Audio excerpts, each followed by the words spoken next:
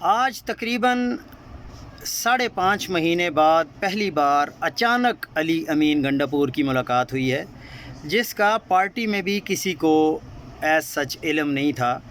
اور یہ جو ملاقات کرائی گئی ہے یہ عام ملاقات نہیں ہے۔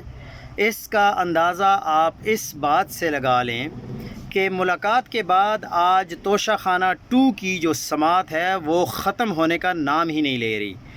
کیا ملاقات میں اتنی شدت تھی، اتنی طاقت تھی کہ آج ہی کوئی سزا دینے کا پلان لگ رہا ہے؟ لگتا ہے کہ خان صاحب نے آج بھی ان لوگوں کی ڈیل کو ٹھکرا دیا ہے اور علی امین گنڈاپور کو مزید موقع نہیں دیا گیا، اسی لیے اتنی شدت کے ساتھ یہ کیس چلایا جا رہا ہے۔ اور لگتا ہے ایسا ہی ہے کہ شاید ابھی یہ ختم نہیں ہوگا، لیکن جیسے ہی کوئی رزلٹ آئے گا آپ کو ضرور بتایا جائے گا۔